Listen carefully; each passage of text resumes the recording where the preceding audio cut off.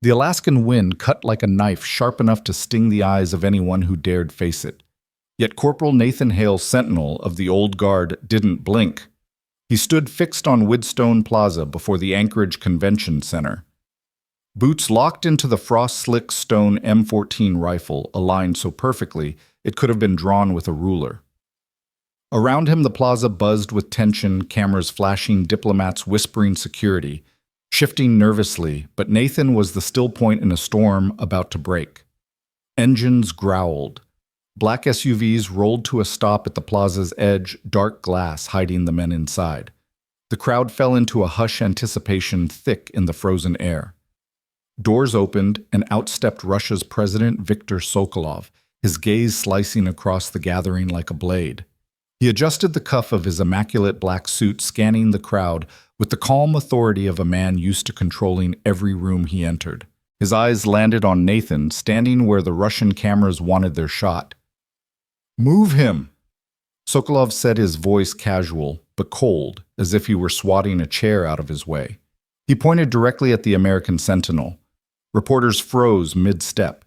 Even the Secret Service seemed momentarily paralyzed. The order hung in the air like an insult, one that demanded compliance. But Nathan didn't move. His eyes stayed fixed ahead, his posture flawless. A ripple of disbelief passed through the crowd. Nobody here knew that this wasn't the first time Nathan had faced down power cloaked in menace. Nobody knew about the scars he carried from Iraq, the friend he'd buried, or the vow he'd made on a dusty road halfway around the world. And nobody, least of all Sokolov, understood that Nathan Hale was the wrong man to command. Follow my story to the end and comment below which city you're watching from, so I can see just how far this story travels. The Anchorage morning was brutal, even for Alaska. Fog clung low to Cook Inlet, softening the jagged outline of the mountains beyond. The convention center loomed like a fortress of glass and steel, reflecting the gray sky and the heavy flags of two nations that flapped listlessly in the wind. Inside, diplomats adjusted ties and briefcases. Journalists tested their mics, waiting for the summit to begin. But outside in the plaza, before the doors, a single soldier carried the weight of silence. Corporal Nathan Hale, 30 years old, square-jaw eyes carved by sleepless nights, stood rooted in ritual. He was a sentinel of the 3rd Infantry Regiment, better known as the Old Guard. For most of his adult life, his world had been measured in precise increments.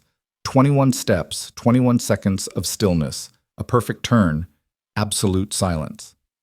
It was not ceremony to him. It was a creed. He had learned the value of stillness long before Arlington.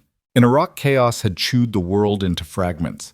He remembered sandstorms, blinding patrols, the sudden crack of an RPG, the choking dust after an ambush.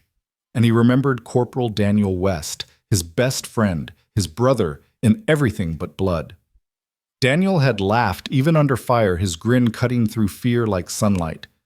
But on a road outside Mosul, Daniel's laughter had ended with a flash and a scream. Nathan carried Daniel's dog tag still tucked into a worn metal case. He never told anyone, but it was Daniel who stood with him at every post.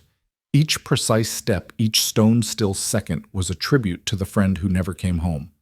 Today, at this U.S.-Russia summit, that tribute was being tested. The first hints of trouble came with the Russian convoy's arrival.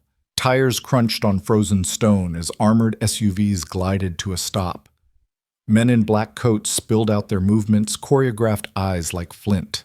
And then Sokolov appeared tall, sharp, his expression unreadable. He moved with the certainty of a man who had survived and conquered many rooms of opposition.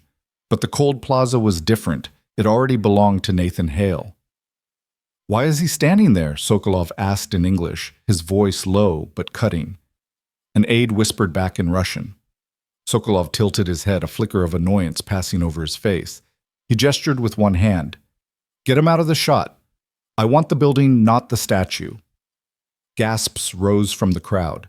The journalists' cameras swiveled, instantly hungry for the confrontation. Reporters exchanged glances that said everything. This wasn't protocol, this wasn't diplomacy, this was a test. A burly Russian guard with a scar above his brow strode forward, boots striking stone with a rhythm that echoed across the plaza. He stopped just shy of the velvet rope that marked the Sentinel's sacred boundary. His accent was heavy, his voice commanding. "Soldier," he barked, "step aside. We need this space." Nathan didn't move, didn't blink, didn't so much as flinch against the icy wind. His gaze remained locked on the horizon, his body a pillar of discipline carved from years of ritual and grief. The Russian guard hesitated, glancing back at his president. Sokolov raised one eyebrow, accustomed to obedience, unaccustomed to defiance.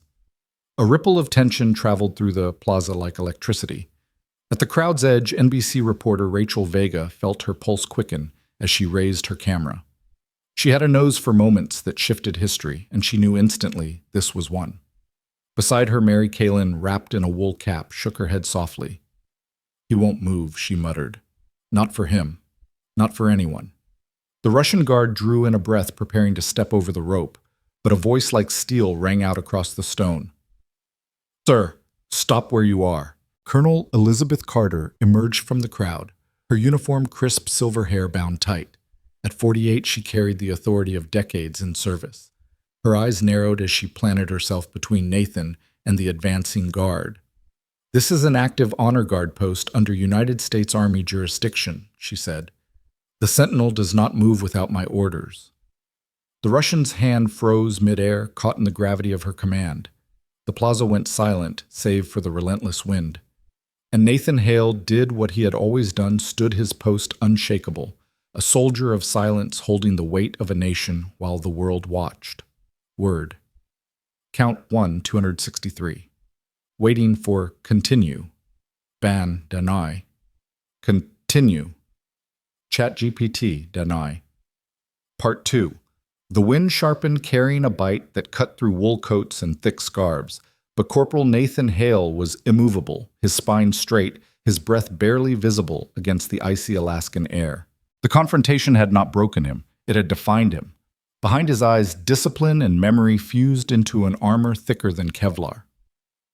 The crowd may have seen a statue in uniform, but inside Nathan burned with the memory of why he chose this post. Anchorage itself seemed to lean in on the moment. The city was still waking headlights crawling slowly through streets dusted with frost. Mountains looming like silent guardians. Fog from Cook Inlet rolled low and heavy, a gray veil stretching across the water's surface. The convention center, a fortress of glass and steel, reflected that fog like smoke trapped behind its windows. Flags of two nations, one bold with stripes and stars, the other red, with its sharp crest hung limp in the damp air. They faced one another like weary boxers awaiting the bell. Inside the walls buzzed with preparation. Diplomats brushed lint from lapels. Interpreters checked their headsets.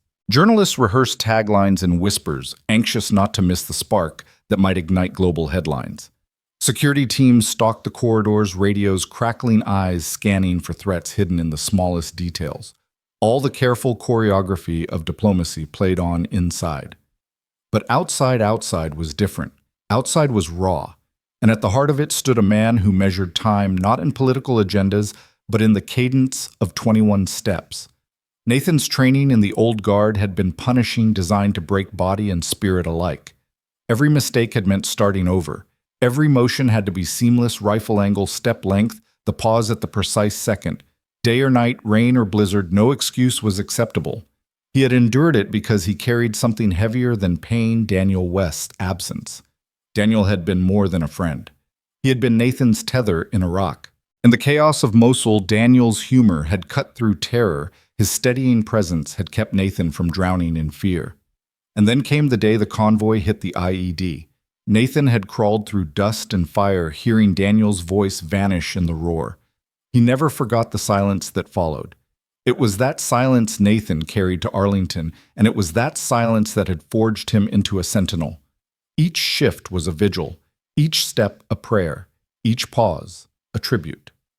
On Widstone Plaza, before the summit's cameras and the most powerful man in Russia, that same silence wrapped around him like a shield. The crowd shifted uneasily. A few whispered. One American diplomat muttered to another, "This is going to be a problem." But Nathan did not notice. His eyes, sharp and distant, stared past them all to some point only he could see. Rachel Vega's camera lens trembled as she focused tighter. Through it, she caught every detail: The faint shimmer of frost on Nathan's polished boots, the white knuckles wrapped around the rifle's stock, the unwavering line of his jaw. She felt her chest tighten. She had covered war zones before, had interviewed refugees, had seen men break in the face of power. But she had never seen someone so rooted in stillness that even a world leader's command slid off him like rain on stone. Mary Kalin shifted beside her, muttering, "He's like the mountains. Doesn't matter who yells at them, they don't move." Her Aleutian accent stretched the words, giving them the weight of truth spoken from experience. At the far edge of the plaza, more Russian guards fanned out their eyes, scanning angles, looking for a clear shot for their cameras. But every line framed Nathan Hale rifle gleaming against the gray backdrop. His presence ruined their symmetry. To the Russians, he was an obstacle. To the Americans watching, he was a symbol. Colonel Elizabeth Carter stood her ground, chin lifted. Her boots planted firmly, she embodied the steel of her own decades in service. She had fought battles in deserts halfway across the world, seen men fall under her command and risen by refusing to bend. Now she watched Nathan with a flicker of something she rarely allowed herself pride. Sokolov's lips curved into a thin smile, his eyes calculating. He leaned toward one of his aides, murmured in Russian, and then glanced back at Nathan. "He does not understand," he said aloud in English, his tone amused. "Or he does not obey." Nathan didn't react. He didn't even blink. Rachel's finger hovered on the record button. She could feel it the moment teetered like a knife balanced on its point. One wrong breath, one word, and it would tilt into chaos. Behind Nathan, the convention center's glass doors opened for a moment, revealing the glitter of chandeliers and the bustling of staff inside.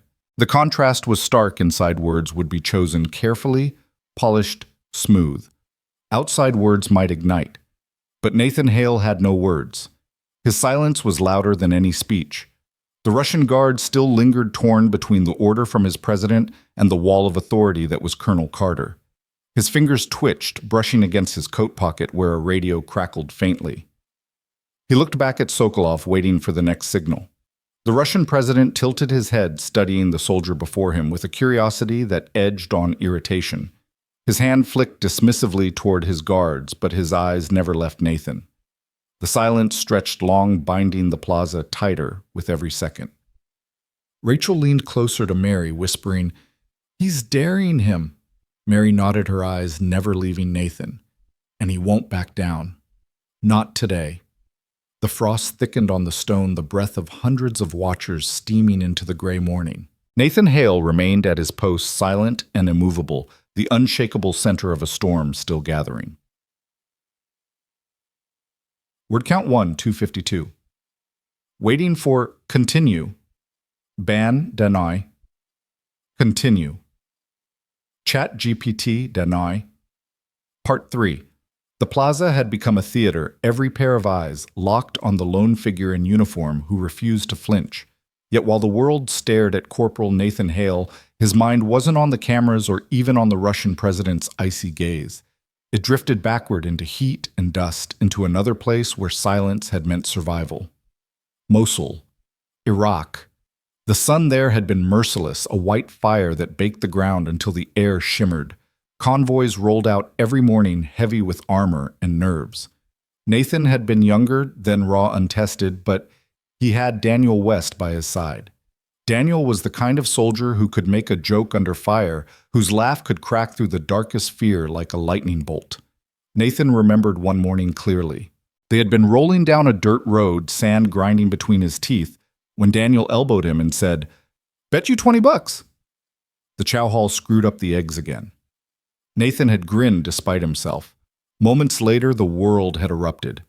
The IED hit their lead Humvee with a roar that stole the air from Nathan's lungs. Dust and flames swallowed the road. He remembered the ringing in his ears, the frantic scramble for cover, the split-second flashes of muzzle fire from rooftops. And he remembered turning toward Daniel. Daniel was gone there 1 second, gone the next.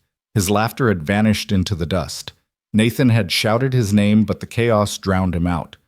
When the firefight ended, all Nathan could do was kneel in the ruins holding a dog tag slick with blood. That silence, Daniel's silence, had followed Nathan home. It haunted the long nights, whispered in every shadow. And it was that silence that drove him to the old guard, to Arlington, to the unforgiving ritual of becoming a sentinel. There he learned to master his grief by mastering his body. 21 steps, pause for 21 seconds, rifle at the perfect angle, boots striking marble with the precision of a drumbeat. Each repetition wasn't just ceremony, it was a vow. For Daniel, for all of them who had fallen with no one left to speak their names. Now on Widstone Plaza, that vow held him as firmly as the ice beneath his boots.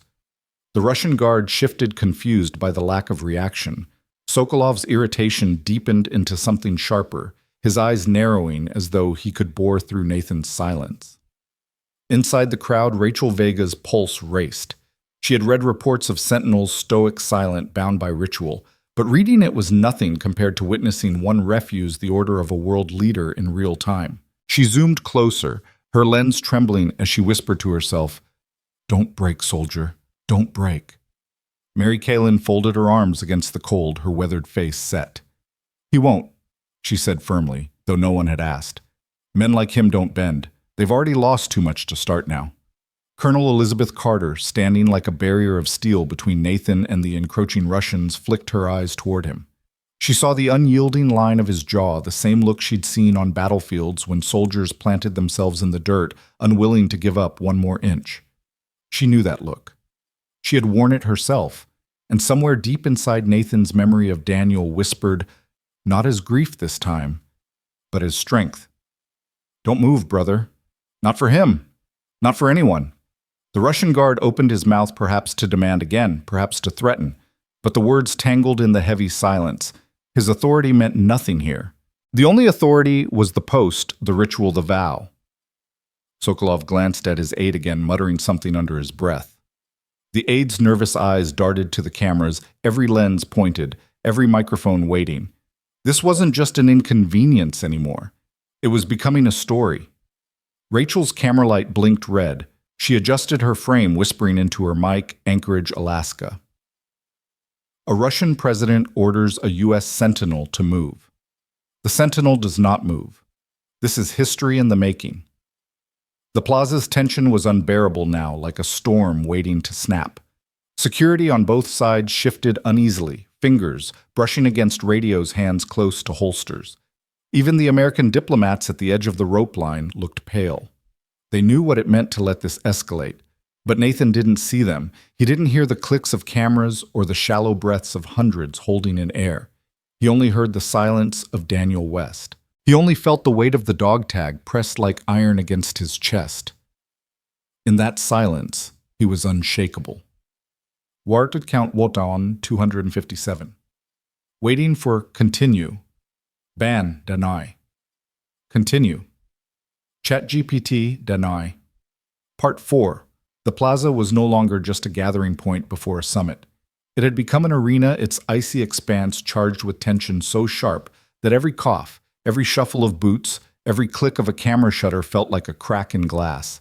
The Russian president's command still hung in the air unanswered, and Corporal Nathan Hale stood as if the word had never been spoken.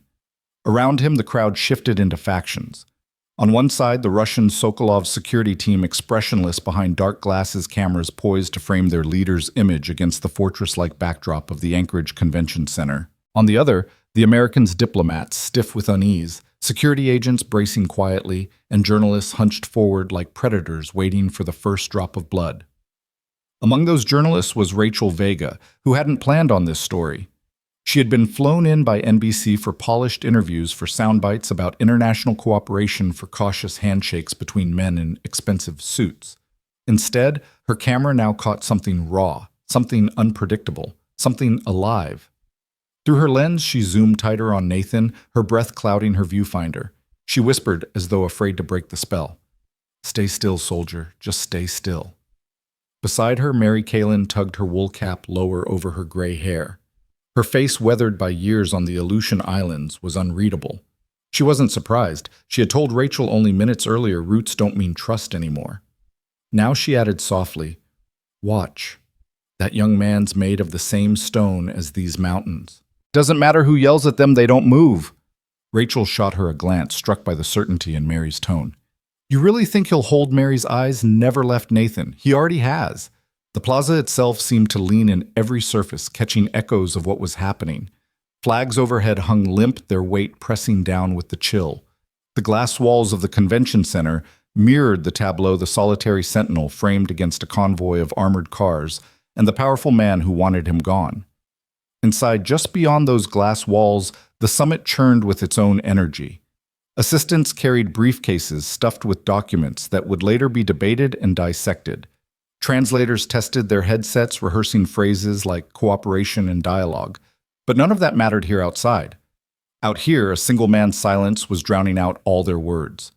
Sokolov studied Nathan like a chess master sizing up a piece on the board. His expression didn't shift much, but his eyes held the faint glint of irritation. He turned to one of his aides, a wiry man with wire-rimmed glasses. The aide leaned close, murmured in Russian. Sokolov's lips twitched, not quite a smile, not quite anger. He waved toward Nathan with the dismissive flick of someone brushing away dust. "Get him out of the shot." His security guard with the scar above his eyebrow stepped closer to the rope, again boots clicking like gunshots on stone. "Soldier," he barked, voice thick with accent. "Step aside. Now." Nathan did not blink. His eyes were locked on a horizon far past the Russian's shoulder, his body unmoved. To him, this guard wasn't even there. The crowd sucked in a collective breath. Rachel zoomed tighter. Mary muttered something inaudible, her breath fogging the air. And then a sound broke the tension, measured, firm, unmistakable. The cadence of boots striking stone with authority. Colonel Elizabeth Carter appeared at the rope line, her stride cutting straight through the crowd. She wore her uniform like armor, silver hair, pulled back in a bun so precise it looked carved. At 48, she was more battle-hardened than half the men inside the convention center. She had commanded in the Middle East, where she learned the cost of hesitation, the cost of weakness. And she had built her career on preserving the traditions of the old guard.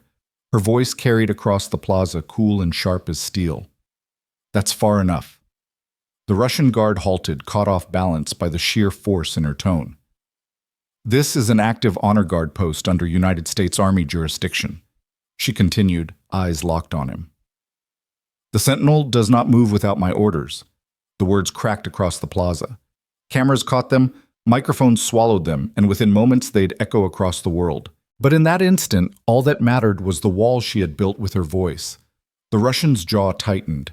His fingers twitched near the velvet rope, but he didn't cross.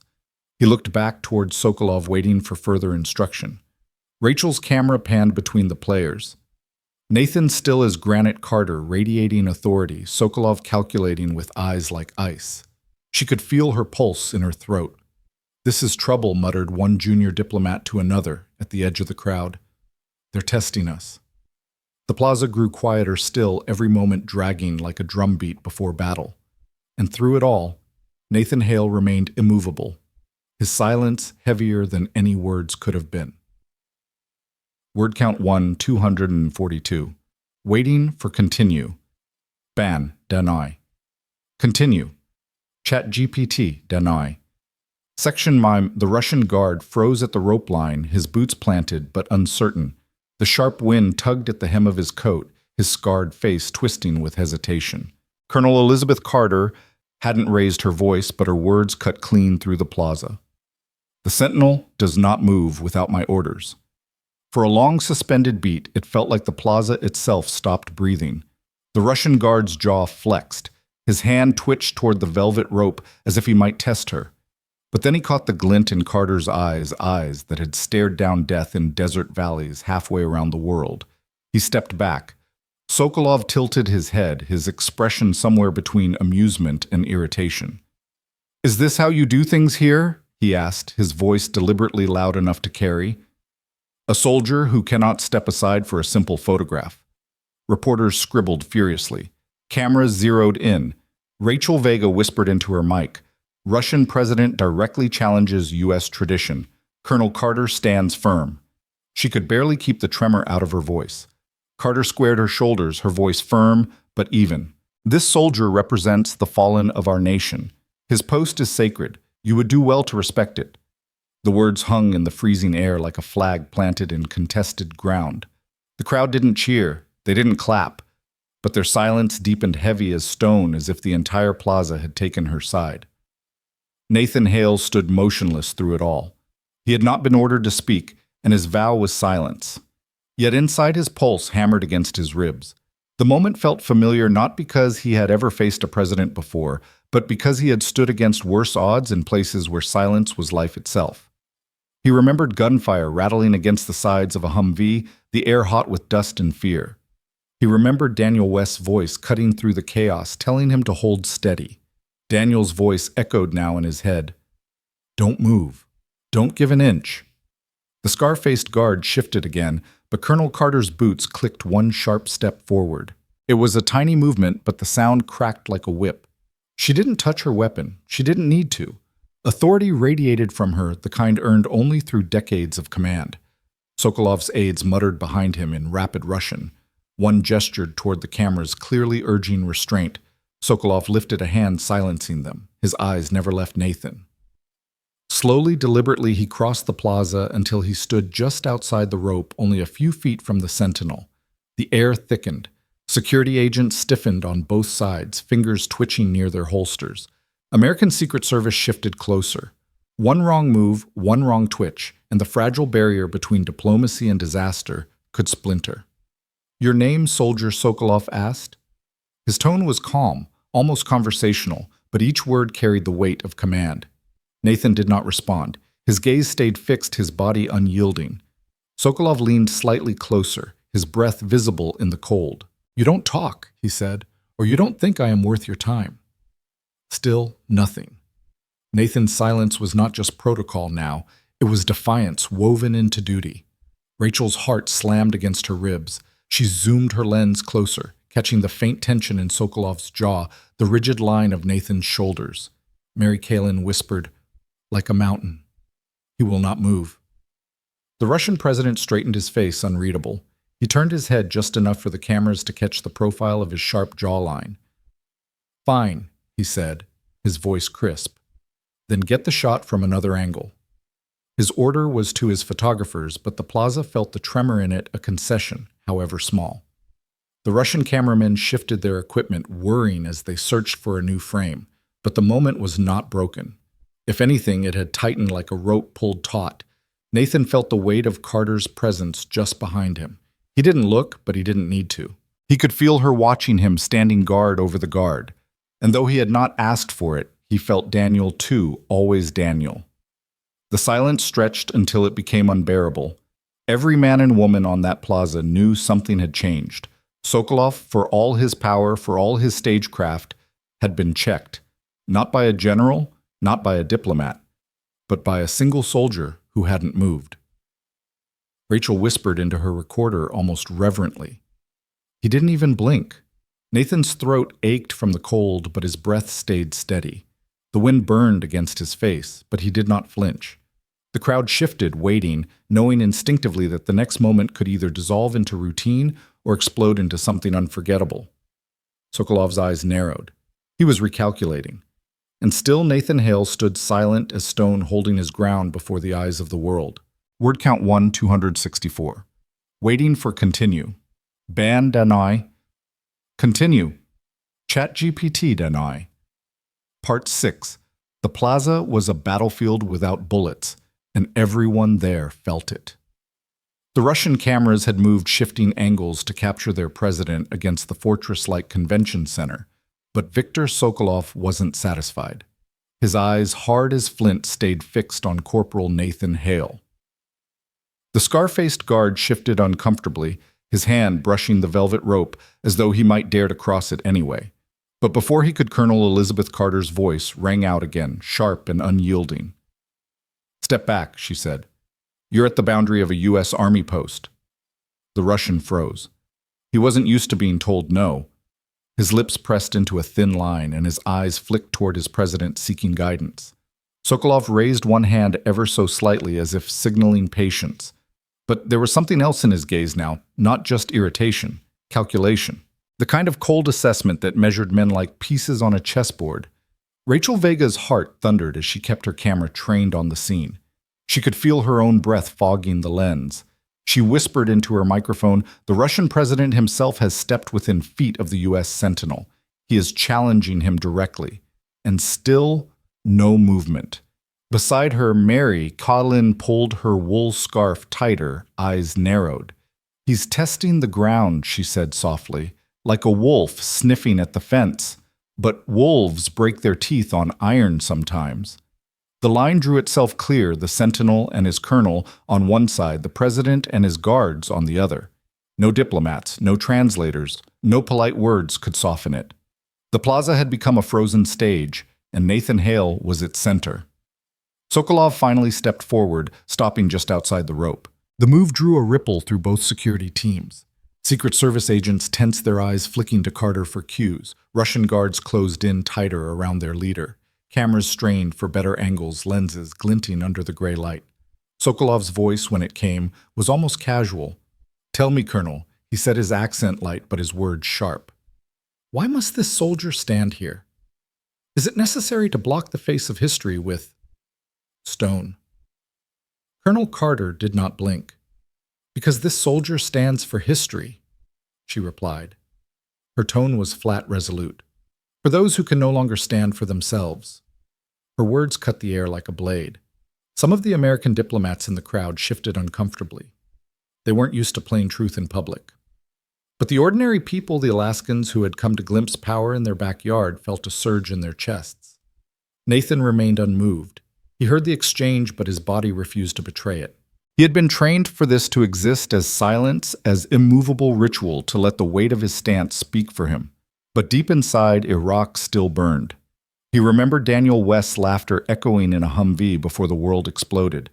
He remembered the vow he made kneeling in dust beside a broken body, that he would never abandon a post, never let the fallen go unguarded.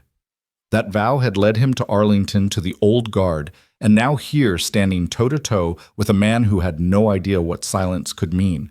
Rachel's fingers shook as she adjusted her mic. She wanted to shout. She wanted to tell the world what this was, that it wasn't just protocol, it was sacrifice distilled into a single stance. Instead, she swallowed her words and kept filming. Sokolov's lips curved faintly, though it wasn't warmth, it was something darker. He tilted his head toward Nathan. So he set his voice lower now, just enough to reach the cameras. "Your silence is your answer." Nathan didn't react. Sokolov stepped even closer, boots nearly touching the rope. His eyes drilled into the sentinels. Or perhaps he murmured, "You do not think me worthy of your time." The silence after that stretched long, painful. Every microphone captured it. Every lens froze on the line of Nathan's jaw, the glassy steadiness of his stare. It was more defiant than any words could have been. Carter shifted slightly behind Nathan, her posture straight, her hand brushing near her hip, not to threaten, but to anchor. Her voice low and firm carried to him. "Hold your post, Corporal." Nathan's lungs filled with icy air, his chest steady. He didn't nod. He didn't blink. He simply remained. The crowd leaned forward as one, sensing the moment was cresting towards something that could ignite headlines for decades. And then, with a sharp flick of his wrist, Sokolov turned to his photographers. "Another angle," he ordered. His tone was clipped, edged with frustration. The guards moved instantly, shifting cameras, murmuring into radios. But Sokolov didn't step back. He lingered there, just outside the rope, his eyes locked on Nathan Hale, as though trying to decipher the code etched in the soldier's silence. The plaza didn't breathe. Word count 1, 272. Waiting for continue. Ban deny. Continue. ChatGPT deny. Part 7. The tension on Widstone Plaza was a wire pulled so taut that even the faintest sound might snap it. Every camera lens, every reporter's pen, every whisper of wind seemed magnified in the charged silence. President Viktor Sokolov lingered just beyond the velvet rope, his sharp gaze locked on Corporal Nathan Hale. The Russian president was not a man accustomed to being defied. He had commanded generals, bent governments, and steered nations with the weight of his will. Yet here he was staring into the face of a soldier who would not move an inch. A single sentinel whose silence had more power in that moment than an army of diplomats. Colonel Elizabeth Carter shifted slightly, boots planted firm. Her voice, when it cut the cold air, carried the kind of steel that only decades of service could forge. "This is U.S. ground," she said, her tone unwavering. "This Sentinel does not move for photographs. His post is sacred. That is the end of it." The scarred Russian guard clenched his jaw, the muscle twitching visibly. He glanced toward his president, silently begging for permission to push harder, but Sokolov didn't answer him. His attention never wavered from Nathan. Rachel Vega's camera lens quivered in her hands. Her heart thudded so hard she could hear it in her ears. She whispered into her mic, "The Russian president has been denied again, this time by a colonel of the old guard. The soldier hasn't spoken, hasn't even blinked." The silence is deafening. Mary Callan, standing beside her, nodded with a solemn kind of pride. "This is bigger than politics," she murmured. "That young man is standing for all of us, whether he knows it or not." The crowd's murmurs rose like a tide. Some gasped at the audacity, others leaned forward, eager for what might happen next. A junior American diplomat whispered to his colleague, "If this escalates, it'll be in every history book." Nathan Hale heard none of it. His training, his grief, his vow, they walled him off from distraction. He wasn't staring at Sokolov, not really. His eyes fixed beyond steady on a horizon only he could see. The horizon where Daniel West's voice still lingered, where the silence of loss had hardened into something immovable. Sokolov finally spoke again, his voice cutting across the frost-heavy air. "Tell me, Colonel, this soldier does not move, does not speak. Is he man, or is he monument?" Carter's eyes narrowed. "He is both," she answered. Her tone carried the weight of graves lined in Arlington of names etched into stone. "He is the living tribute to those who cannot stand here themselves." A hush swept over the plaza. The words were not rehearsed, not part of any briefing. They were truth raw and unvarnished. Nathan's rifle gleamed faintly in the gray light, his white gloves steady as marble.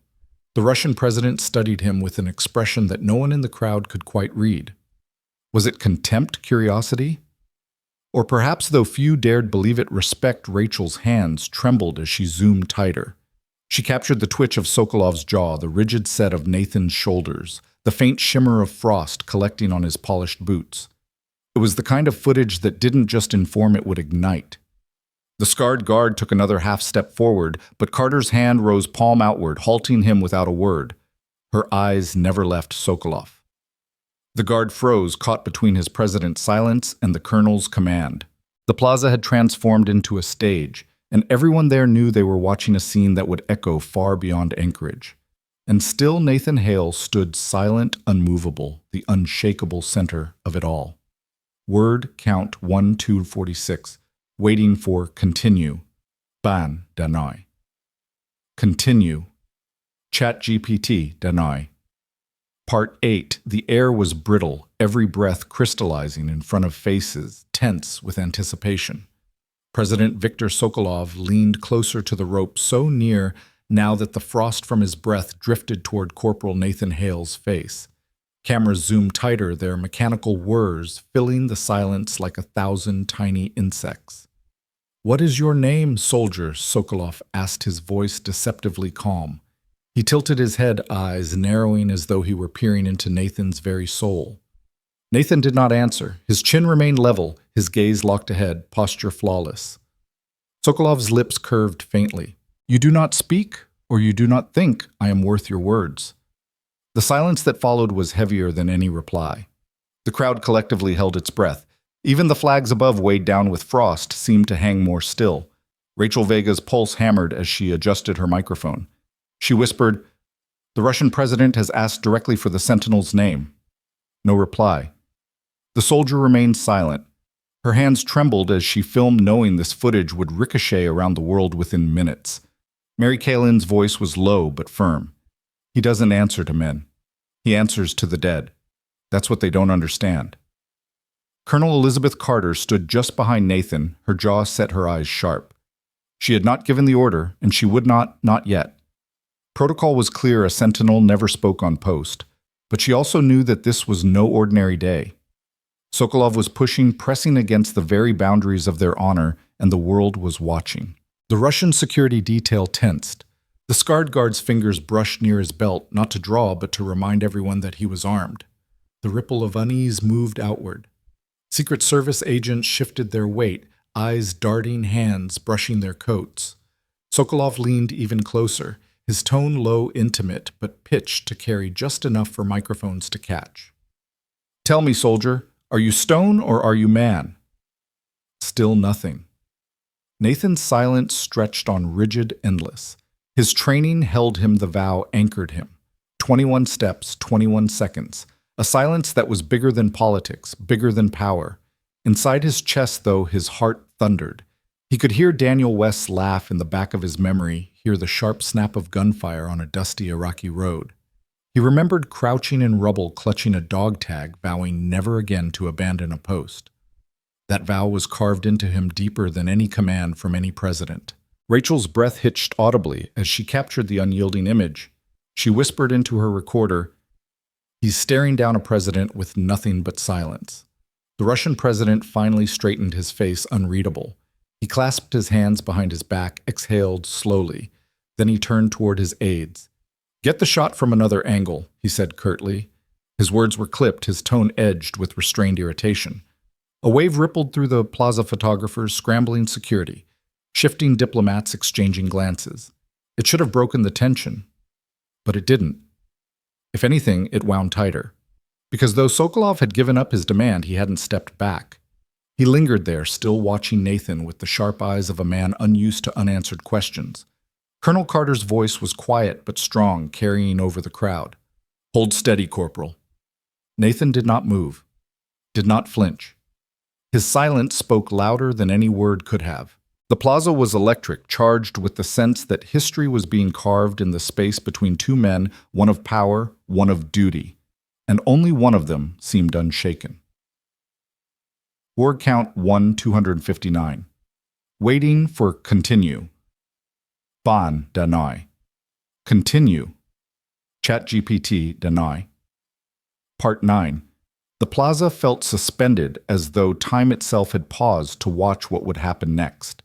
President Viktor Sokolov had stepped back a fraction, his order to his photographers given with an edge of irritation. Yet he lingered close, his eyes fixed on Corporal Nathan Hale, as if unwilling to concede defeat. Cameras whirred and clicked, their operators scrambling to obey, but the story had already shifted. The real image wasn't the convention center. It wasn't the flags or the motorcade. It was the Sentinel, silent, unyielding, facing down one of the most powerful men alive. Colonel Elizabeth Carter knew it too. Her eyes, sharp as steel, never left Sokolov. Her voice, though softer now, carried across the frozen air. "Corporal Hale," she said, each syllable precise. "You may speak if you choose." The word stunned the crowd. Gasps rippled through the reporters, and Rachel Vega nearly dropped her microphone. Sentinels did not speak on post. It was a rule as old as their tradition itself. For Carter to give such permission, it was unthinkable. Rachel whispered into her mic, "Colonel Carter has broken protocol. She's authorized the Sentinel to speak." Her throat was dry, her fingers trembling. "This has never happened in public." Mary Kalen's eyes widened, her weathered face unreadable for a moment. Then she nodded slowly, as though understanding something the others could not. "The time has come," she said softly. The entire plaza leaned forward, every camera trained, every diplomat silent. Even the Russian guard shifted, caught between disbelief and anticipation. Nathan Hale heard the words, but for a moment they barely registered. He had trained his body into silence, his mind into stillness. Speaking on post was beyond rare, it was sacrilege. Yet Carter had given him leave. And in that instant, memory surged forward with brutal clarity. He was back on the road outside Mosul. Dust and smoke choked the air. Daniel West's laughter cut short by fire and flame. Nathan had knelt in the wreckage, clutching the dog tag, slick with blood, whispering a promise. "I'll stand for you. I'll stand for all of them. I won't move when it matters." That vow was alive in him now, heavier than the rifle in his gloved hands. Slowly, deliberately, Nathan turned his head just enough to meet Sokolov's eyes. His voice, when it came, was low and steady, each word etched in stone. "This post honors the fallen sir. Doesn't move for a photograph." The words cracked across the plaza like a rifle shot. The silence that followed was absolute, stunned electric. Reporters froze pens halfway to paper. Cameras captured every angle of Nathan's face. His jaw locked, his eyes unflinching. Sokolov's expression flickered just for an instant. His jaw tightened, his eyes narrowed as if recalculating. He had expected obedience, or at least indifference. He hadn't expected defiance wrapped in honor. Rachel's breath caught in her throat.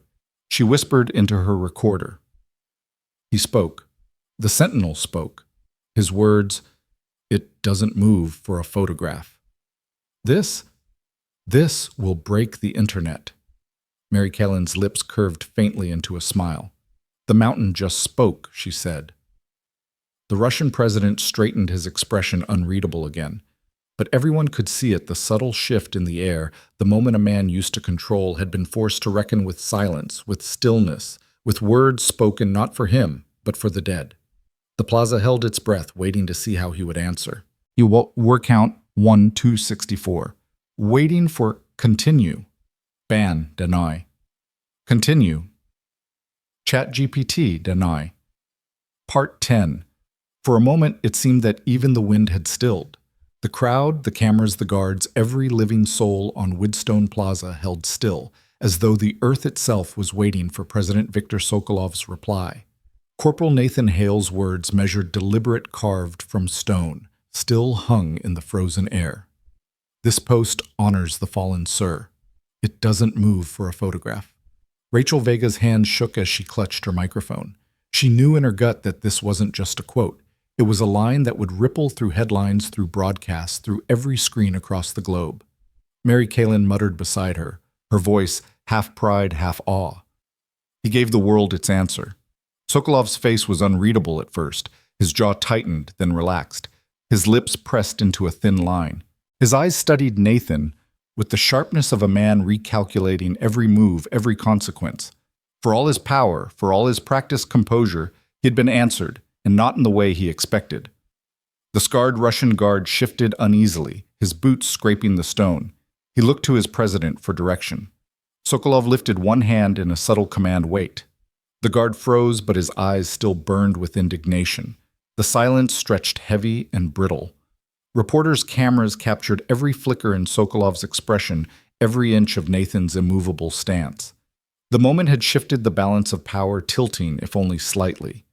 And then in a gesture no one could have predicted, Viktor Sokolov slowly raised his right hand to his temple. A salute. It wasn't crisp, it wasn't formal, but it was unmistakable. A gasp swept through the plaza, a collective sound of disbelief. Reporters nearly dropped their pens. Diplomats exchanged frantic glances, and Rachel's camera shook as she tried to steady it. Her voice cracked as she whispered, "He saluted him."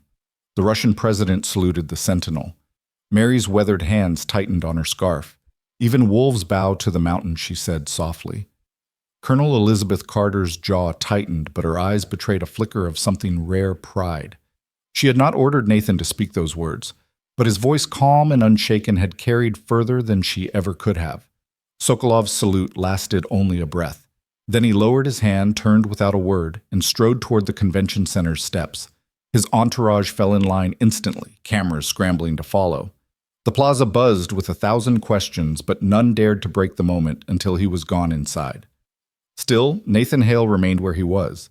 His body had returned to perfect silence, his gaze locked forward. He had spoken once, and that was enough. Rachel Vega's phone buzzed violently in her pocket. She fumbled it out, her screen exploding with notifications. The clip she had uploaded seconds earlier was already spiraling through social media. Comments flooded in by the hundreds, then thousands. "That's our soldier. This is what America stands for. A salute. Did you see it?" He saluted him. Rachel's heart raced. She had chased stories for years, but this was the one that would define her career. She aimed her camera again, capturing Nathan's rigid figure against the gray horizon. "History was just made here in Anchorage," she whispered almost to herself. At the edge of the crowd, Mary Kalen crossed herself with a trembling hand. "The boy didn't move," she said. And for once, power had to. The plaza slowly breathed again, people whispering, gesturing, reporters hurrying to transmit footage. But for those who had seen it firsthand, no headline could capture the gravity of what had just happened. Nathan Hale had stood his ground, spoken for the fallen, and forced the unthinkable, a salute from the man who had demanded he move. And though the summit inside would proceed with speeches and negotiations, Everyone knew the true story had already been written outside on the frost-slick stone of Widstone Plaza. Recount 1287. Waiting for continue. Ban Danai. Continue. ChatGPT Danai. Das Swingi Trung Lenses Part 11. The doors of the convention center closed behind Viktor Sokolov like a vault swallowing the echo of his footsteps and the last glimmer of that brief, impossible salute. Outside, the world exhaled all at once. Conversations burst open in the cold like shaken bottles, 1,000 whispers fizzing into the gray air. But at the center of it, Corporal Nathan Hale hadn't moved. His rifle line was true, his chin level, his eyes set on that fixed horizon, as if nothing at all had happened. Rachel Vega kept her camera trained and steady, but her hands trembled anyway. He saluted him. She breathed into her recorder, not because she needed the note for later, but because saying it out loud made it real. Her phone kept buzzing in her pocket. Mentions, retweets, calls from 2 different producers, and one furious editor who'd been bumped from studio time by a sudden breaking segment, Anchorage standoff Russian President salutes U.S. Sentinel. She ignored them all for a heartbeat longer, afraid that if she looked down, the scene would vanish like breath in the wind. Mary Callan tugged her scarf higher over her chin and rocked on her heels like a woman trying to keep a small fire alive in her chest. My father used to say there are moments that nail history to the wall, she said softly. We just watched one. A Secret Service agent brushed past them, 2 fingers to his earpiece, scanning the crowd in quick slices. Another agent leaned toward Colonel Elizabeth Carter and murmured, "Ma'am, we're getting calls from state.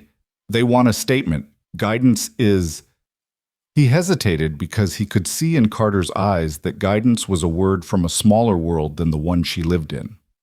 The guidance, Carter said, voice low, is that the Sentinel remains on post. She didn't raise her head, didn't grandstand for cameras. She simply let the sentence sit in the frost and do its work. Across the rope line, the scarred Russian guard lingered a second too long, jaw-ticking, humiliated by a thing he couldn't name. Another guard touched his sleeve, and they moved on, folding into the flow of their president's entourage with the rigid precision of men who knew which angles would be seen and which would be forgotten. But this angle, this one wouldn't be forgotten. Not anymore. Rachel's phone buzzed again. Not a notification this time, but a call. She jammed the receiver against her ear, shoved her free hand deeper into her coat pocket, and turned her face from the wind. Vega. Her producer didn't bother with hello. You're live in 90. I've got a presenter and a retired colonel in studio, and they're already chewing on their mics. Did he really salute? I need the sentence. I need the line. He did, Rachel said. Right hand to the temple, brief, unmistakable. No words. Then he turned away. I need you at the top of the hour. Don't go anywhere. Pin the clip. Tag the station. And for God's sake, get me 10 seconds with that colonel. Rachel ended the call and swung the camera a few inches, framing Carter in profile. The colonel's face was a map of hard miles and sleepless nights, every line earned the way men earned scars. Rachel stepped closer, not too close, and tested her luck. Colonel Carter, any comment for NBC Carter didn't turn. The United States Army has no comment here, she said. The post speaks for itself. That's a comment, Mary whispered, almost delighted. On the other side of the velvet rope, a pair of young Alaskans who'd come for a glimpse of headline history were suddenly out of breath with excitement. One of them, a kid in a puffer jacket too thin for the cold, pointed at Nathan and said, "He didn't move. Not once." The other nodded hard enough to rattle his teeth. "My brother's in the Marines," he said. "I'm sending him this. He's going to lose it." As if hearing the invitation, the internet swarmed. Rachel's clip. No narration. No graphics. Just the raw, shaking moment Nathan spoke and Sokolov saluted. Crawled upward by the hundreds, then the thousands, then 10,000 a minute. A Gold Star mother retweeted it with a single line, "For my boy and for all the boys." A veteran of Fallujah wrote, "That's the oath," right there on the stone. A talk show host who had never managed sincerity posted, "Certain things are bigger than us, even me." A dozen heads of opinion rushed to tack their reasons to the moment like sails, but the wind was already in it. It didn't need them. Nathan was unaware of any of it. He felt only the bite of the wind against the stubble on his jaw and the pressure of the stock against his glove. He counted ever so faintly the rhythm that had been drilled into him until it fused with the bones. 21 seconds. Turn. 21 steps. Pause. Honor carved into muscle memory. His body knew the ritual long after his mind had emptied itself into it. Colonel Carter stood a half step to his rear the way a canyon wall stands a half step behind the river there, whether the river notices or not. She watched the crowd swell and thin like breath. She watched the Secret Service coordinate at the margins, speaking the language of quiet hands. Her eye found the scarred Russian guard once more, now posted near the door, eyes glassy with the effort of looking at everything except what had just happened. A junior American diplomat in a pale blue tie edged up to Carter with the unsure courage of a man whose experience had come primarily from memos. "Ma'am," he said, voice pitched low, "State is drafting a wording. They'd like us to say we appreciate President Sokolov's respect for the gravity of Carter's glance could have cut glass. State can draft whatever poetry pleases them. Here we will remain within regulation." The diplomat swallowed and nodded, color rising into his cheeks. "Yes, ma'am." "Of course." Rachel pivoted her camera away from Carter and back to Nathan because she could feel it. The story wasn't in the wrap-ups or the statements. It was in the shape of that single human outline against the gray, and in the paradox that a man who did not move could move the world. She found Mary's hand in the corner of her frame, shaking slightly, as the older woman traced a small cross in the air, her eyes on Nathan all the while. "I knew a boy once," Mary said, not looking away. "Got himself lost in a squall out on the chain. Waves big as houses. He told me later, it was the one steady thing I looked at that kept me from going under the lighthouse. That's what that soldier is." Rachel didn't say that's perfect because she hated herself when she treated real life like a script, but she wrote the sentence down anyway because truth didn't mind being quoted. A gust came hard off the inlet and rattled a few brittle leaves trapped against the stone near Nathan's boots. He did not shift, not even to chase the cold from a muscle. He had learned a long time ago that the body would listen to the mind if the mind was anchored to something heavier than pain. His anchor was a small metal case in a locker 2 hallways, and a world away, an old dog tag scuffed smooth by years of thumb and prayer. He saw Daniel West's grin the way men saw stars at noon dim. Yes, but there, if you knew where to look. In that grin, he could still hear the voice that had steadied him in the worst hours. "Hold, brother. Hold." A sudden burst of sound spilled from the lobby, a reporter in a too tight suit, breathless, shouting questions at a Russian aide who pretended not to hear. The noise swelled, then choked off again, as security replaced politeness with geometry. The crowd outside flowed backward a foot, then forward again a tide with no moon. "Is it over?" The kid in the puffer jacket asked no one and everyone. Mary shook her head. "The part they'll write speeches about, maybe. The part that matters. Not while he's still standing." Rachel glanced toward the far edge of the plaza. A movement there caught her eye. 2 soldiers in the old guard's ceremonial uniform had emerged from the shadow of the building with the particular economy that trained men used when they were about to take a post. Her clock told her what her bones already knew: shift change would come at 1400. She had studied the ritual. The relief would arrive, the count would be done, the transfer exact, clean, wordless. She felt a sudden inexplicable lump in her throat. Stories were supposed to end with fireworks. This one, she suspected, would end with a precise step and a silence so complete it would be deafening. Close by, the junior diplomat in the blue tie took a phone call and went rigid. He looked toward Carter with the air of a man walking across thin ice.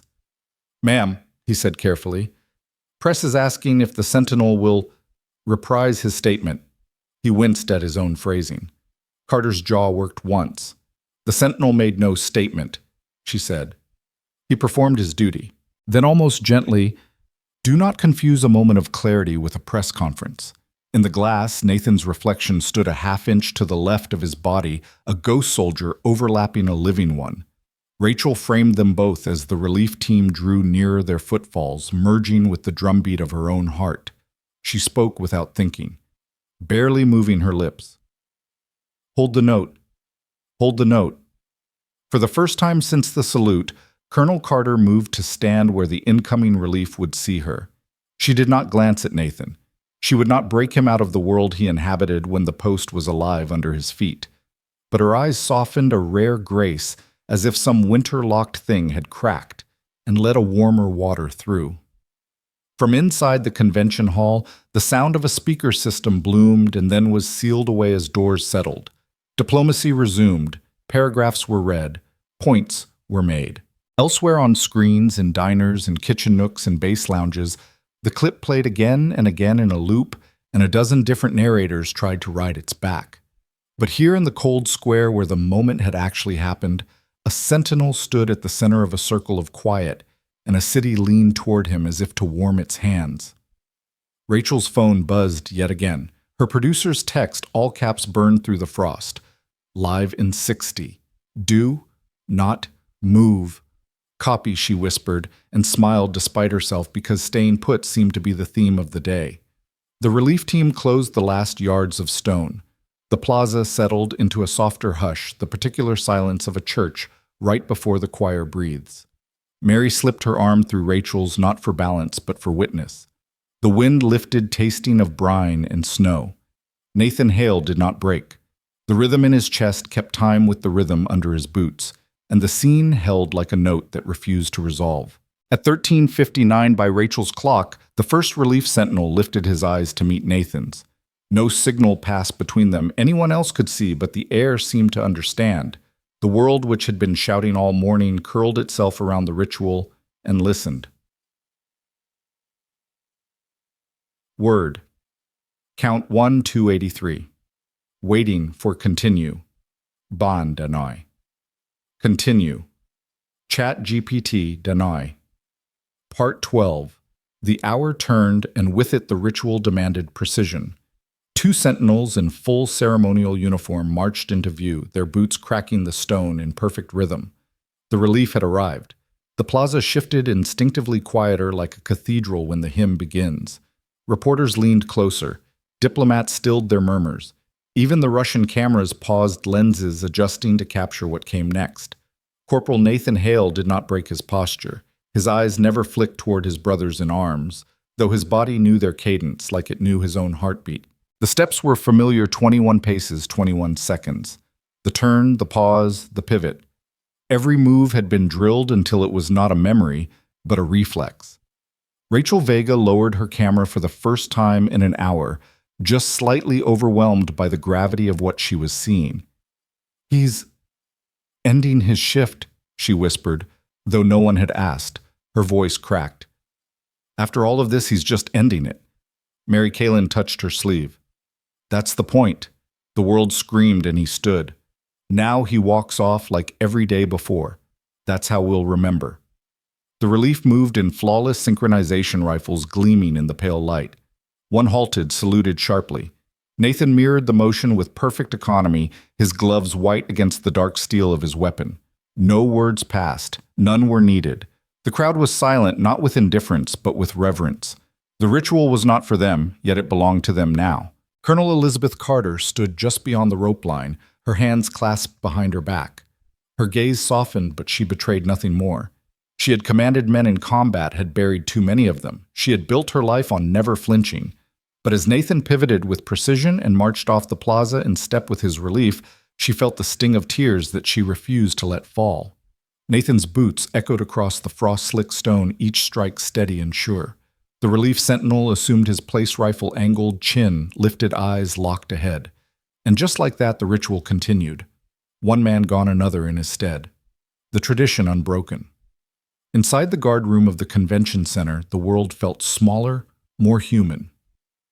Nathan stepped into the narrow space lined with lockers and benches, the warmth hitting his frozen skin. Slowly, methodically, he removed his uniform. White gloves came off first, folded with the same care he gave to every detail of his duty. Boots next polished to a mirror placed side by side as if they too stood at attention. He reached into his locker and pulled free a worn metal case. The hinges squeaked faintly as it opened, revealing a single dog tag inside Daniel West's. Nathan held it in his palm for a moment, the cold steel pressing against his skin. The edges had been smoothed by years of touch each night, when he turned it over in his hand and remembered. A voice broke the quiet. "Hell of a day, Hale." Nathan glanced up to see Corporal Marcus Tate, a younger sentinel with only 2 years in the old guard. Marcus grinned, leaning casually against the doorway, his breath still fogging from the cold outside. "You spoke," Marcus said, shaking his head in disbelief. "On post? In front of a world leader? Didn't think you had it in you." Nathan's expression didn't shift much, but the corner of his mouth bent faintly into something close to a smile. "I was authorized," he replied, voice dry. Marcus laughed, the sound breaking the solemn air. "Authorized or not, you made history out there." Nathan said nothing, sliding the dog tag back into the case. He didn't need to answer. Marcus's words bounced in the air a moment longer, then faded. Nathan wasn't a man for boasting, not anymore. He carried weight, not words. As Marcus left, a junior officer appeared at the doorway. He held a sealed envelope, the paper stark against his gloved hand. "From Colonel Carter, sir," he said, offering it. Nathan took the envelope silently. He waited until the officer's footsteps had vanished down the hall before breaking the seal. Inside was a single card. No crest, no insignia, no flourish. Just 5 words written in Colonel Carter's sharp, deliberate hand. "You stood for us all." Nathan stared at the message, the words as heavy as any metal, heavier even. He folded the card carefully and placed it inside the metal case beside Daniel's dog tag. Some things weren't meant to be displayed.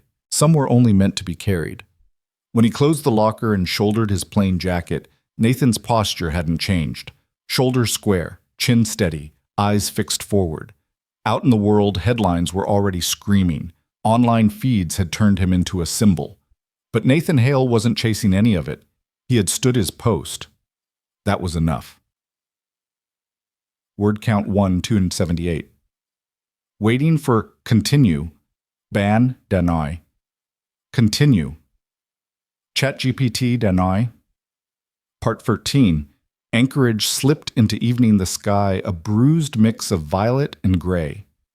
The summit inside the glass and steel convention center churned on speeches drafted and debated documents signed with practiced smiles. But outside on the frozen stone of Woodstone Plaza, the air still vibrated with the memory of what had happened hours earlier. Rachel Vega stood beneath a street lamp, her phone glowing hot in her hands. The clip she had uploaded was no longer just a clip, it was a firestorm. She scrolled through the comments as fast as her thumb could manage. "That's America right there. Did you see the salute history just happened? He stood for all of us." The numbers were dizzying, hundreds of thousands of shares, millions of views. A single line from a silent soldier had exploded across the world. "This post honors the fallen sir. It doesn't move for a photograph." Rachel could hardly believe she had been the one to film it. She had covered wars, scandals, elections, but nothing had ever lit up the world like this. And all from a man who hadn't so much as blinked until he chose to. Beside her, Mary Kalin watched with quiet satisfaction, arms folded across her chest. "The internet will chatter," she said softly, her Aleutian accent rough around the edges. "But people will remember what they saw, not what they read. They'll remember the way he stood." Rachel looked up from her phone. Mary's weathered face reflected the amber glow of the streetlight, but her eyes were sharp, steady. "You think this moment lasts?" Rachel asked. Mary's lips curved faintly. "Longer than any treaty they'll sign in there." She nodded toward the convention center where the muffled drone of amplified voices filtered through the glass. Inside, American officials already spun statements. The White House comms team debated how to frame the salute. Analysts speculated whether Sokolov's gesture had been a mistake or a calculated move. But on the plaza, none of that mattered. To those who had seen it, the truth was simple. One soldier had stood his post and the world had watched a president acknowledge it. Colonel Elizabeth Carter walked past Rachel and Mary, her coat buttoned high, her steps crisp. A young officer trailed her, speaking quickly. "Ma'am, the Pentagon's requesting a formal debrief. State wants to know if you'll..." "Later." Carter cut in. Her eyes never broke their line. "Right now, the Sentinel rests." The officer swallowed his next words and fell into silence. Rachel captured the exchange with her camera. It wasn't soundbite gold, but it was something better, an unvarnished glimpse of truth. Farther down the plaza, two boys with phones held high replayed the clip again and again, shouting over each other about what it meant. A woman with a folded flag pin on her lapel wiped her eyes quietly. A local veteran in a wheelchair saluted the plaza itself, though the soldier who had stood there was already gone for the night. And Nathan Hale, he was nowhere to be found. He had disappeared into the barracks, his ritual complete, his duty carried out. The world outside buzzed like electricity, but Nathan would not chase its glow. His life was bound not to the headlines, but to the vow he had made years before, kneeling in sand and smoke with Daniel West's tag in his palm. Rachel's phone buzzed again, another call from New York. She ignored it this time. She lowered her camera and let her eyes settle on the empty patch of stone where Nathan had stood. It was bare now, silent, nothing to mark what had happened, and yet it felt heavier than the whole convention center behind it. Mary's voice was soft but sure. That soldier gave them something they didn't expect, reminded them that some things still mean what they used to mean. Rachel nodded slowly, the thought lodging itself deep in her chest. Anchorage would sleep soon. The summit would drag on into the night, but the plaza still hummed, charged with the weight of a silence that had refused to break until it did, with words the world would never forget. Word. Count 1, 267. Waiting for continue. Ban Danai. Continue. ChatGPT Danai Part 14. Morning came to Anchorage draped in a soft veil of fog. The jagged peaks beyond Cook Inlet looked blurred, as if even the mountains were still reflecting on what had happened the day before. The convention center stood unchanged glass walls catching the gray light flags heavy with frost. But the plaza before it, where one soldier had refused to yield, was no longer just stone and rope. It was a place people now walked past a little slower, their eyes lingering, their conversations hushed. And there in the exact same place he had stood the day before Corporal Nathan Hale returned to his post. The relief sentinel who had taken over during the night shifted aside, their movements seamless, their rifles mirrored. Nathan stepped into place with the same precision, as always, boots striking stone, body turning like a clock wound by generations. Nothing in his posture revealed that the world had changed while he slept. Nothing showed the weight of headlines or viral clips. His duty was the same, his silence was the same. Rachel Vega was back too. She hadn't slept much, her phone buzzing through the night with networks begging for live commentary editors demanding exclusives. But she came to the plaza first. Coat pulled tight, her camera bag slung over her shoulder. When she saw Nathan standing again, unchanged, unbent, she felt a shiver. "He's still there," she murmured almost to herself. Mary Kaylin stood at her side once more, her scarf pulled high against the cold. She nodded, her eyes fixed on Nathan. "Some things don't move," she said. "That's why they matter." Reporters lingered in smaller numbers today. The frenzy had settled, but curiosity remained. A few cameras still swept toward Nathan every few minutes, searching for some new spark. But there was none, only silence, only ritual. And in that silence, something larger than spectacle had taken root. Inside the convention center, Sokolov sat across from American diplomats, his expression unreadable. The discussions were long and cautious, buried in jargon. Bilateral cooperation, mutual interest, strategic stability. But one of his aides whispered later that Sokolov had asked privately about the Sentinels, how they were chosen, how they trained, what it meant to stand guard in silence for hours without faltering. He never mentioned the salute. He never mentioned the soldier who had forced it. But the question lingered like a shadow across the polished table. Outside, Nathan remained. His rifle gleamed under the thin morning light, his breath fogging faintly. He saw none of the reporters, heard none of the murmurs. His world was still 21 steps, 21 seconds, a pivot, a pause. It was the ritual that tethered him to something larger than himself, something older than politics or presidents. Rachel lifted her camera again, though this time she didn't press record. She just framed the picture, Nathan Hale against the convention center fog, curling low flags hanging heavy.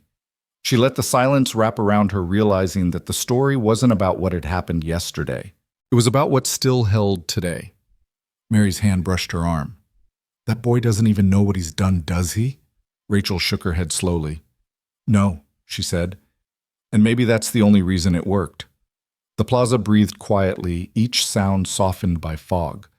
But beneath that stillness, the memory of defiance, of silence, of honor, held fast, was alive in every watching eye. And Nathan Hale, unaware or unwilling to care, simply kept his post. Our count 259. Waiting for continue septal ban danai. Continue. ChatGPT danai. Daswingi trung 19 Ults Part 15. Inside a windowless holding room just off the main hall, the soundproofing swallowed the summit's hum and left only the soft metronome of a wall clock. President Viktor Sokolov eased himself into a chair without removing his coat, as if the cold of the plaza had seeped far enough into him to be worth keeping. His aides hovered in a semicircle, media, chief security lead political advisor, each with a different urgency stitched into his face. A silver samovar steamed gently on a credenza, perfuming the room with black tea. No one poured. Mikhail Petrov, the advisor with wire-rimmed glasses, held a tablet at his chest. "Your morning is clear for 20 minutes, sir," he said. "Press asks whether you will make a statement about the, He searched for a neutral word and came up empty. "The salute." Sokolov did not look up. "There will be no statement." His voice was level, the same voice he had used on the plaza when he asked a soldier if he was man or monument. He turned one glove inside out as if it were a puzzle with only one correct solution. "Show me the file on the Sentinels." Petrov blinked, then swiped, then obeyed. 3rd Infantry Regiment, the Old Guard. Continuous watch over tombs and ceremonies, training exacting, steps measured, pauses measured. A tradition of immovability. He risked a glance. They consider the post sacred. Sokolov's mouth twitched. They consider... He finally took the tablet thumb, tracing a photo of white gloves and polished steel, a soldier captured mid-turn with geometry-clean precision. This is not consideration. This is conviction. The media chief, a sleek man with a talent for omissions, shifted forward. Our domestic coverage can minimize the image. We can emphasize the summit's agenda. We can... "You will not cut the clip," Sokolov said flatly. The media chief faltered. "Sir, you will not make it bigger," Sokolov said. "You will not pretend it did not happen. Put it among the other images and let it drown there." He set the tablet back in Petrov's hands. "If something must be remembered, it will be remembered. If it can be forgotten, it deserves to be." Petrov nodded, but he couldn't keep curiosity from his voice. "What did you see out there, sir?" Sokolov lifted his eyes to the soundless clock. A man who knows the weight of the ground under his feet. Then quieter, like a man speaking to his own past. "We have our own stones, our own flames. Men who stand in weather, men who stand when the cameras are gone." He snapped the glove back over his hand, and he stood. Outside the holding room, the summit resumed its choreography. Inside, the aides reorganized their faces into expressions suitable for the next talking point. Sokolov waved them toward the door. "Prepare brief for energy and fisheries. We will speak of what can be traded." As the door clicked shut, he allowed himself one long exhale, no softer, no louder than the breath he'd let go on the plaza. Across the glass and steel, Rachel Vega gripped a handheld mic with fingers that wouldn't quite warm. A red tally light on her camera blinked alive. "We're live in Anchorage," she said. Voice pitched low to ride the wind rather than fight it. "Behind me, day 2 of the U.S.-Russia summit continues. But the moment still reverberating across the country happened out here, where a U.S. Sentinel refused to leave his post for a photograph, and the Russian president answered with a salute. She let the silence after that do the work. It carried more gravity than any adjective she could invent. Then she pivoted the lens a few degrees to frame the patch of stone where Nathan had stood the previous morning, and farther out, the figure of a new sentinel tracing the ritual's measured geometry, while Nathan held a parallel lane returned to duty like a note replayed on the next page of sheet music. "We talk a lot about power in rooms like that one," Rachel added, tipping her chin toward the conference hall. "Yesterday reminded us that some of it lives on the stone." The producer in her ear did not cut her off. For once the line was better than the lower third. When the camera dropped out of live, Mary Callan shuffled close and offered a thermos. "Heat your hands," she said.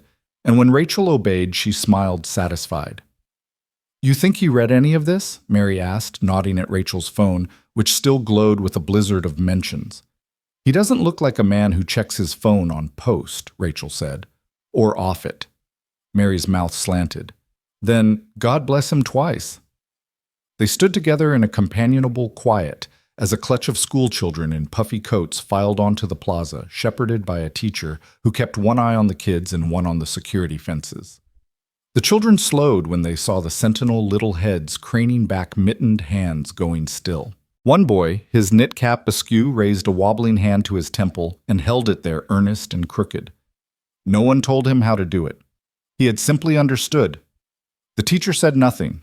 She didn't have to. On the other side of the rope, Colonel Elizabeth Carter appeared with the same economy of motion she carried everywhere, a folder under her arm and a chill fatigue at the corners of her eyes.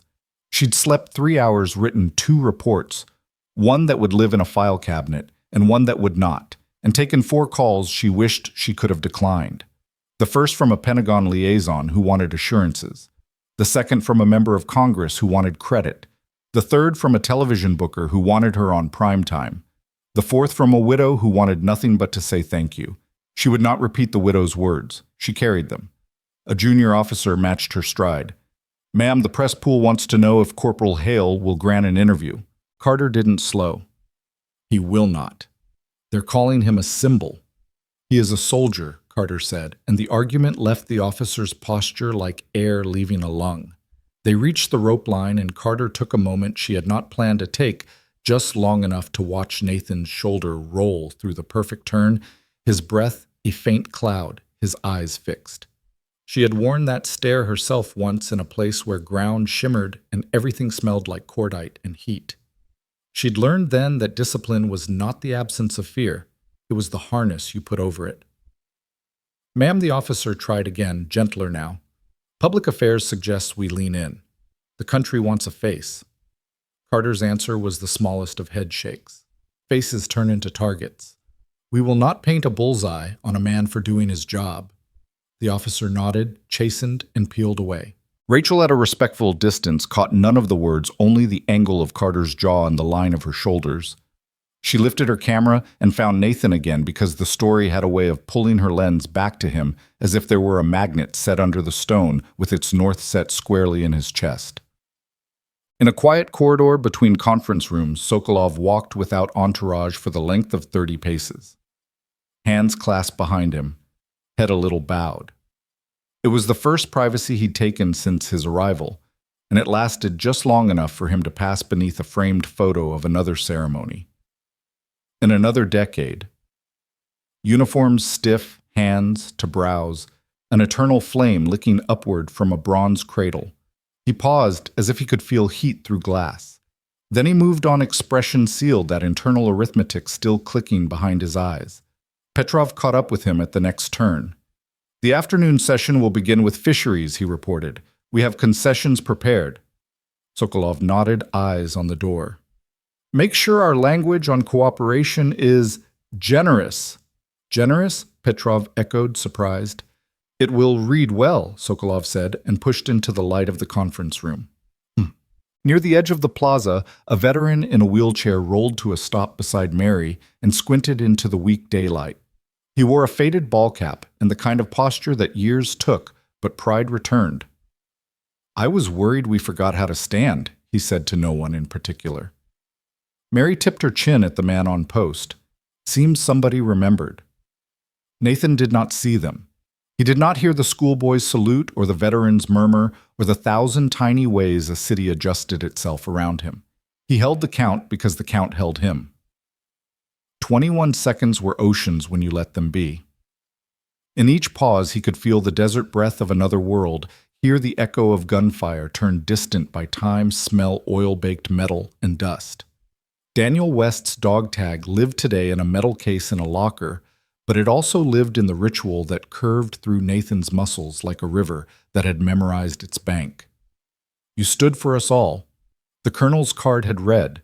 He had not shown it to anyone. He had folded it once and set it alongside the tag, and that had been enough. Rachel's phone vibrated again, her producer asking for a noon hit, a cable panel inviting her to say the same sentence 15 ways. She let the device buzz itself quiet and captured a still frame. Instead, Sentinel fog flags the blur of a child's mitten at the edge. When she looked at it, she found her own throat tight for reasons she'd learned not to examine on air. You can go to 10 wars, an older reporter had told her once, and sometimes the moment you remember is a man standing still. By mid-morning, the viral arc had started its second climb as the clip found audiences that had been asleep the first time. 2 firefighters in Ohio posted themselves reenacting the 21-second pause between calls. A high school band in Texas stood silent in formation before practice. A unit on a base in North Carolina watched the video in a chow hall and then without ceremony finished their eggs. A Gold Star mom in Colorado printed the still and taped it on a fridge crowded with honor roll notices and construction paper turkeys. No one asked Nathan for permission. No one told him. The story had slipped its leash and taken to the world on its own legs. Colonel Carter signed the last of the morning memoranda and stepped back into the light long enough to check the line of her sentinels with an eye that missed nothing, a buckle, a hair off a shoulder, a breath high. Perfection wasn't math, it was devotion. She corrected what needed correcting, and what did not need correcting, she left alone. "Ma'am," the junior officer said softly. "Trying one last time, there will be awards requests." Carter's reply was gentler than the officer expected. "If something comes, we will consider it. But hear me plainly, the honor is the post." She glanced toward Nathan. "He does not need us to gild what already shines." The officer followed her gaze and for a fleeting second understood. The fog thinned, the mountains sharpened. A gull cut a white arc over the inlet and vanished into the gray beyond the convention center's glass. Sokolov's motorcade would leave in a few hours, cameras would swing away panels, would say their last smart lines, and Anchorage would pick up its errands where it had set them down. But the Plaza would keep a quiet echo boot on stone breath and cold. One hand raised to a temple, not in command, but in answer. By noon the wind had shifted. Nathan Hale did not. He held the line where ground met duty, and the city adjusted itself to the steady thing in its center. Word. Count 1, 286. Waiting for continue. Ban deny. Continue. ChatGPT deny. Part 16. News travels faster than wind. By the afternoon of the second day, the clip of Corporal Nathan Hale's unflinching stand had already circled the globe. Screens from Washington to Warsaw replayed the same 20 seconds, the Russian president demanding movement. The Sentinel unmoving the words spoken with iron calm, the salute that followed. On the Plaza, however, time did not race, it marched. 21 steps, pause, 21 seconds, pivot. Nathan's body kept the vow as faithfully as it had the day before, unaware or perhaps uncaring that the world was dissecting his silence in real time. Inside the convention center, conversations unfolded in the clipped jargon of diplomats. American negotiators whispered of energy agreements and trade routes, while Russian officials deflected with terms like mutual respect and shared responsibility. But beneath the polite words, the memory of the salute hung like a phantom at the table. Sokolov himself was quieter than usual. He listened more than he spoke, his expression carved into a mask. Yet his aides noticed something unusual. He asked pointed questions about the old guard, their hours, their training, their creed. He never mentioned Nathan Hale by name, but the curiosity was there, sharp and deliberate. One aide whispered to another, "He is thinking of our own traditions, our eternal flame, our watchman. He is comparing." The other only nodded, unwilling to put more words to the thought. Out on the Plaza, Rachel Vega leaned against the railing, her notebook filled with scrawls she could barely read. She had already gone live twice for NBC, her phone buzzing with producers begging for another hit. She could feel exhaustion creep into her bones, but her eyes never strayed far from Nathan. Mary Callion sat beside her on a folding chair she'd insisted on carrying across half the Plaza herself.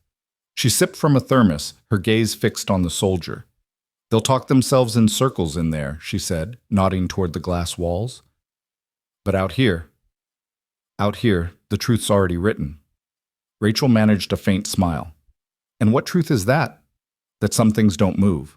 Not for presidents, not for cameras, not for the world. Rachel wrote the words down without thinking. A group of high school students shuffled to the edge of the crowd, their teacher hushing them with a sharp gesture. The kids' restless moments before went still when they saw Nathan. Their chatter faded into silence. One girl with freckles leaned close to her friend and whispered, "He hasn't blinked since we got here." Her friend whispered back, "He doesn't have to. He's a statue." Mary heard them and shook her head. "Not a statue. A man. That's why it matters." Elsewhere in the world, the clip bloomed like wildfire. On morning shows, anchors replayed the moment in slow motion, debating whether Sokolov's salute was respect or strategy. On social media, veterans stitched their own commentary, some weeping, some laughing, all proud. A single mother in Texas recorded her young son hand to brow, saluting the television screen. A construction crew in Chicago paused work to watch the clip on a cracked phone. Hard hats tilted, their faces suddenly solemn. In Arlington, a group of Sentinels watched from their barracks in silence. One of them, barely 20, whispered, "That's Hale." Another nodded. No one else spoke. They didn't need to. Masik. Colonel Elizabeth Carter spent most of the day fielding calls she wished didn't exist. Pentagon brass wanted details. Politicians wanted talking points. Journalists wanted interviews. She gave them all the same answer: the Sentinel had stood his post. That was all. When she finally returned to the plaza, she paused at the rope line, letting her eyes settle on Nathan. He hadn't changed. He wouldn't. His silence was as complete now as it had been when Sokolov stood inches from his face. She thought of the card she had written the night before. "You stood for us all." She had meant every word. Watching him now, she knew she hadn't written it for him alone. She had written it for every soldier buried in soil, every name etched in stone, every family who carried silence where laughter used to be. The wind picked up, snapping the flags overhead. Cameras swiveled, catching the moment again. Rachel lifted her microphone, ready to narrate the ritual one more time. But then she lowered it. Some things didn't need her voice. Some things spoke for themselves. On Widstone Plaza, Nathan Hale took another step, paused for 21 seconds, turned, and kept the rhythm that had outlasted presidents, wars, and centuries. And still, the world watched. Word count 1,278. Waiting for continue. Ban Danai. Continue. ChatGPT Danai. Part 17. By the third day, Widstone Plaza had become more than a staging ground for motorcades and reporters. It had become a pilgrimage site. Anchorage residents filtered in before work, coffee cups steaming in their gloved hands, just to glimpse the man who hadn't moved when the world demanded he step aside. Veterans in worn caps wheeled themselves to the rope line, saluting with trembling arms. Children pressed mittened fingers to the barrier, their teachers whispering lessons that weren't in any textbook. And there he was, still Corporal Nathan Hale, Sentinel of the Old Guard. Boots polished, rifle-gleaming eyes fixed on a horizon only he could see. The plaza's noise would rise and fall, cameras buzzing, tourists whispering the occasional shuffle of boots. But Nathan remained the same. 21 steps, pause. 21 seconds, turn, silence. The ritual held him like a current, and through it he held the world steady. Inside the convention center, the summit was winding down. Drafts of agreements lay in neat stacks, their language dense and careful. Energy fisheries, trade routes, all the things that filled headlines and yet somehow felt smaller than what had unfolded outside. Still, the delegates shook hands, their smiles polished for the cameras. But President Viktor Sokolov had not forgotten. He kept glancing toward the plaza during breaks, asking his aides quiet questions about the Sentinels. They trained for years, he asked, once his tone unreadable, to walk, to stand, to say nothing. His aide hesitated, then nodded. Yes, sir. Their silence is the tradition. Sokolov only hummed a sound too low for meaning, yet those who knew him well could see the storm of calculation behind his eyes.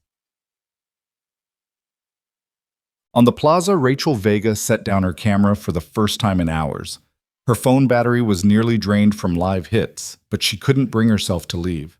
She scribbled furiously in her notebook, her breath fogging the page. History isn't made in the speeches she muttered to herself. It's made out here in the silence. Mary Kalin, bundled against the cold, overheard her. "The silence isn't empty," she said. "It's full. Full of everyone who can't stand here themselves." She tilted her chin toward Nathan. "That's why he won't move." Rachel's chest tightened. She thought of the Gold Star mother she'd interviewed years ago, the one who had said her son's name was spoken less every year. She thought of her own brother alive, but forever changed by a roadside bomb in Afghanistan. She aimed her lens again at Nathan, her voice low and reverent. "He's speaking for all of them, isn't he?" Without saying a word. Mary nodded. "Exactly." By noon, the clip had taken on a second life. It was no longer just a moment, it was a movement. Fire stations filmed crews standing silent for 21 seconds before a shift. High school football teams stood in formation helmets under arms, saluting in silence before games. Churches played the clip during Sunday service. Even late-night comedians, who usually thrived on mockery, replayed it without a joke their audiences hushed. Nathan knew none of it. He only knew the rhythm of his steps and the bite of the Alaskan wind against his jaw. He only knew the dog tag waiting in his locker, Daniel West's name etched into steel, the weight of a promise carved into him on a dusty road years ago. That evening, Colonel Elizabeth Carter walked the length of the plaza, her stride crisp despite exhaustion. Her phone hadn't stopped ringing, her inbox flooded with requests, awards, interviews, recognition. She ignored them all. The honor was the post. She would not allow them to turn it into theater. As she passed the rope line, a veteran in a wheelchair called out, voice cracking, "Colonel, tell him for us! Tell him we saw!" Carter paused. Her eyes softening just enough to betray her steel, she gave the veteran a single nod. "He knows," she said. Nathan didn't turn, didn't blink. But maybe, just maybe, the corner of his jaw eased. The plaza breathed with him, bound by the silence of a man who would not move. Word. Count 1, 281. Waiting for continue. Ban, deny, continue. ChatGPT, deny. Part 18. Dusk fell over Anchorage like a heavy curtain. The last light of day washed the glass walls of the convention center in a pale gold before surrendering to gray. Inside, the summit wound down with its final statements, carefully measured words about cooperation, stability, and progress. Yet the world knew that the true moment of the summit had already happened outside on the stone where a soldier had refused to move. On Widstone Plaza, the crowd had thinned but never disappeared. A cluster of locals remained breath-misting in the cold. Reporters lingered, their cameras still trained on the man at the center. Tourists who had come for nothing more than a photo op now stood hushed, realizing they had stepped into something larger than themselves. Corporal Nathan Hale continued his ritual. 21 steps, pause, 21 seconds, turn, silence. The rhythm was endless, eternal, as though his body were a clock and his will the pendulum that swung it forward. The cold gnawed at his ears, his fingers burned inside the gloves, but he did not flinch. Rachel Vega stood at the edge of the rope, her notebook closed now, her camera hanging limp at her side. She didn't need more footage. She already had what the world couldn't stop replaying. What she wanted was something harder to capture, the stillness itself, the gravity of a vow carried in silence. Beside her, Mary Kalin whispered, "They'll forget the speeches. They'll forget the papers signed in there. But they won't forget him." Her voice trembled, but it wasn't from the cold. Not the boy who didn't move. Rachel swallowed hard. She wanted to argue to keep the reporter's distance, but she couldn't. She knew Mary was right. As the relief guard approached, boots echoing on the stone, the crowd stilled. Nathan pivoted with precision, saluted, and yielded the post with seamless grace. Not a word spoken, not a gesture wasted. He marched off the plaza, his figure swallowed by the shadows of the convention center. The relief sentinel stepped into place, rifle poised, eyes fixed. The ritual continued unbroken. Nathan entered the barracks quietly, the warmth prickling against his frozen skin. He removed his gloves, folded them with care, set his boots side by side. From his locker, he retrieved the metal case. He opened it slowly. Inside lay Daniel West's dog tag and the small card from Colonel Carter. "You stood for us all." He touched the tag once, closed the case, and slid it back into its place. He didn't need applause, didn't need the roar of cameras.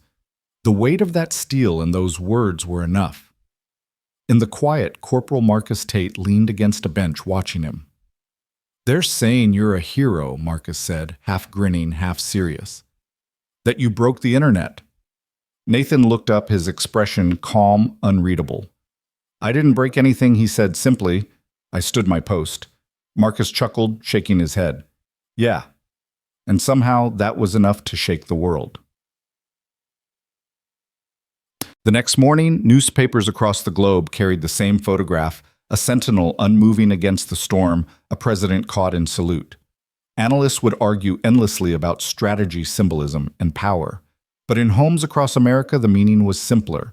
Parents showed their children the image and said, "This is what honor looks like." Veterans wept quietly into coffee mugs. Families of the fallen touched the photo as if it were a headstone polished by memory. And on Widstone Plaza, Corporal Nathan Hale returned to his post once more. The world might shift, presidents might rise and fall, treaties might be signed and forgotten, but the Sentinel remained.